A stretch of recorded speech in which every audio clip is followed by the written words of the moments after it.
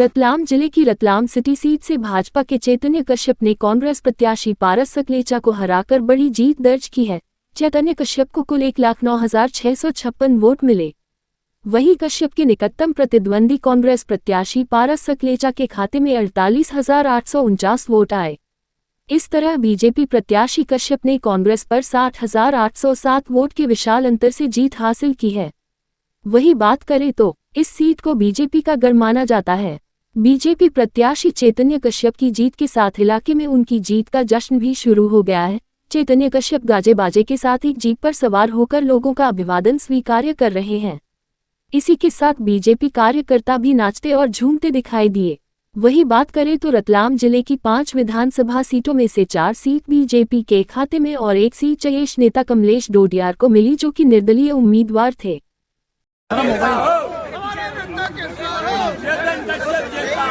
क्या कहेंगे? यह जीत भारतीय जनता पार्टी की जीत है और मोदी जी की जीत है और हमारे प्रदेश के मुखिया शिवराज सिंह चौहान की जीत है। हमने रतलाम में प्रारंभ में ही नारा दिया था कि नया भारत और नया रतलाम, और वह हम आगे सार्थक करेंगे।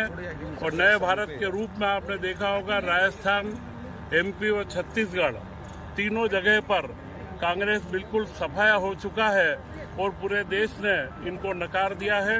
और भारतीय जनता पार्टी ने मध्य प्रदेश में जो शिवराज सिंह जी के नेतृत्व में हमने परचम लहराया है, निश्चित तौर पर संवेदनशील योजनाएं, कल्याणकारी योजनाएं और बहनों का सम्मान, यही भारतीय जनता पार्टी का मूल उद्देश्य है।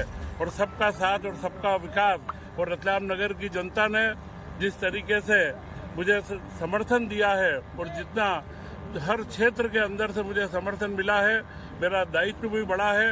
मैं पूरी जनता का धन्यवाद ज्ञापित करता हूं और उन्हें विश्वास दिलाता हूं कि जिस भरोसे के साथ में, क्योंकि एक नारा चला था भैया जी है तो भरोसा है, और निश्चित आप समझे वो भरोसों को पूर्ण करके नया रतलाम और पूरे मालवा ही नहीं पूरे देश का सबसे बड़ा औद्योगिक नगर हम रतलाम को बनाएंगे। भैया जी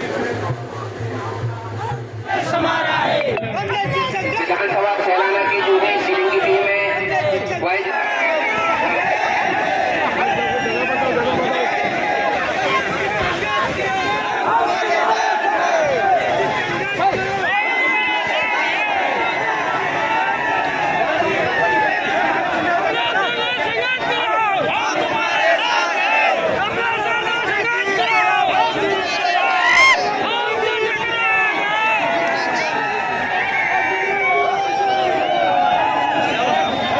क्या रहा था, हम लोग पहले लंबे समय से संघर्ष कर रहे थे, लोगों को जागरूक कर रहे थे, लोगों के हकों के लिए हम लोग संघर्ष कर रहे थे।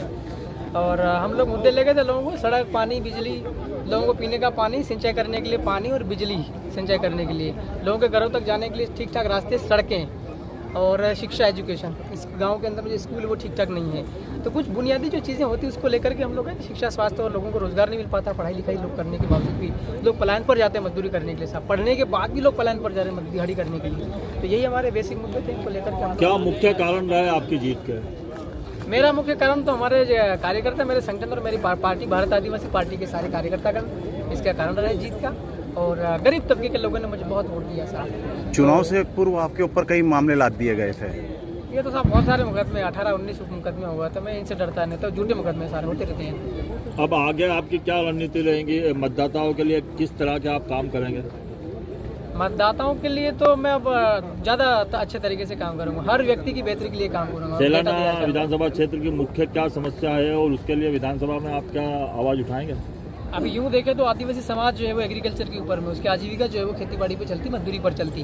तो मेरा ये फोकस रहेगा कि लोगों की खेती बाड़ी ठीक ढंग से हो सके, एग्रीकल्चर वो ठीक से कर सके, उनके खेतों तक मैं पानी पहुंचाने के इंतजाम करूंगा। उनकी इलेक्ट्रिसिटी जो बार बार समस्या पैदा होती लाइट की सिंचाई करने के दौरान, उसके ऊपर मैं काम करूँगा। दूसरा, में जो पलायन पर लोग जाते हैं हमारे समाज के लोग, गरीब तबके के लोग हैं, किसी भी समाज के, उनको मैं रुकवाने के लिए अब इसी इलाके में कुछ रोजगार के इंतजाम करूँगा।